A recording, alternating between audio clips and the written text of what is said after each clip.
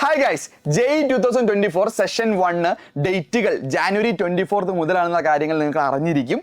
ഇനി നിങ്ങളുടെ final preparation റൗണ്ടുകളിൽ ഏറ്റവും ഇമ്പോർട്ടൻ്റ് ഏതാണെന്ന് ചോദിച്ചാൽ ഒരു ഫുൾ മോക്ക് ടെസ്റ്റ് തന്നെ ആയിരിക്കും.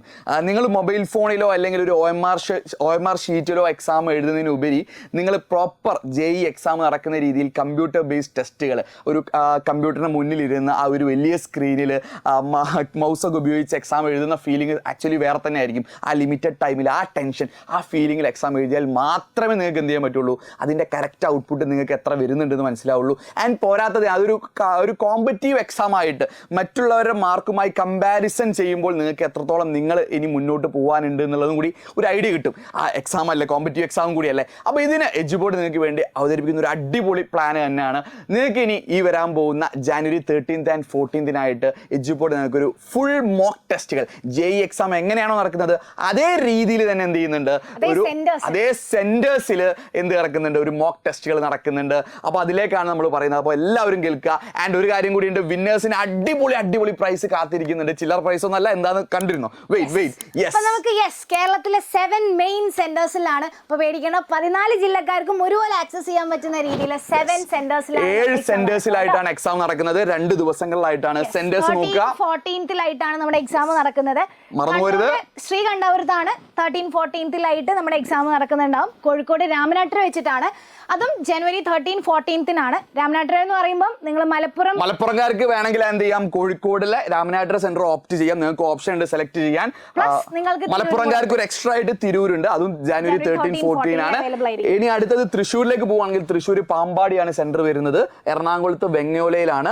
കോട്ടയത്ത് ഏറ്റുമാനൂരും ട്രിവാൻഡ്രത്ത് വാൻഡ്രോസ് ജംഗ്ഷൻ പാളയത്തിന്റെ ടൗണിൽ തന്നെയാണ് അല്ലേ. ശ്രദ്ധിക്കുക, തൃശ്ശൂർ, എറണാകുളം, കോട്ടയം, ട്രിവാൻഡ്രം സെന്റേഴ്സിൽ ജനുവരി 14 എക്സാം. 13 എക്സാം ഉണ്ടാവും. അതിന്റെ അപ്ലിക്കേഷൻ കൊടുക്കുന്ന സമയത്ത് നിങ്ങൾ എന്ത് ചെയ്യുക, കൃത്യമായിട്ട് ആ സെന്റേഴ്സ് തന്നെ സെലക്ട് ചെയ്യുക. നിങ്ങൾക്ക് ആക്സബിൾ ആയിട്ടുള്ളത് ഏതാണെന്ന് തന്നെ നിങ്ങൾ സെലക്ട് ചെയ്യുക.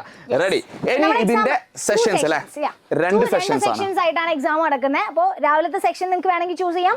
ഉച്ചയ്ക്ക് ശേഷമുള്ള സെക്ഷൻ ആണെങ്കിൽ ഏതാണെന്ന് വെച്ച് കഴിഞ്ഞാൽ നിങ്ങൾ നമ്മുടെ ലിങ്കിൽ നിങ്ങൾ കയറിയിട്ട് നിങ്ങൾ ചൂസ് ചെയ്യുന്ന സമയത്ത് നിങ്ങളുടെ അവൈലബിൾ ആയിട്ടുള്ള ടൈം കറക്റ്റ് ആയിട്ട് ചൂസ് ചെയ്യണം. നിങ്ങൾക്ക് അത് നിങ്ങൾ ചൂസ് ചെയ്യുന്നതാണ് പ്രോപ്പർ JEE ടെസ്റ്റിന് അതേ രീതിയിൽ തന്നെയാണ് ഇത് നടക്കുക. അതുകൊണ്ട് നിങ്ങൾ ചൂസ് ചെയ്യുക നിങ്ങളുടെ സൗകര്യത്തിനനുസരിച്ച്. പക്ഷേ NTA അങ്ങനെയല്ല, അവർ സെഷൻ തരും.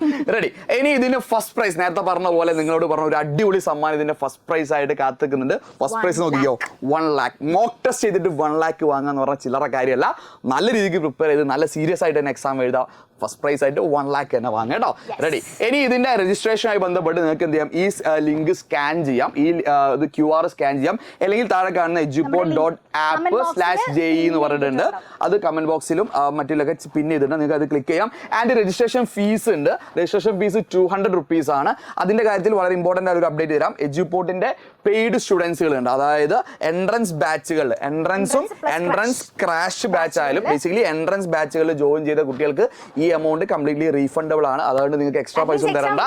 യെസ്. അപ്പോൾ നിങ്ങൾ എന്ത് ചെയ്യുക, രജിസ്ട്രേഷൻ സമയത്ത് നിങ്ങൾ ആ ഒരു ഫീസ് അടക്കേണ്ടി വരും. അതിനുശേഷം നിങ്ങൾക്ക് അത് കംപ്ലീറ്റ്ലി എന്ത് ചെയ്യുന്നത്, നിങ്ങൾക്ക് തിരിച്ചു തരുന്നതായിരിക്കും കേട്ടോ.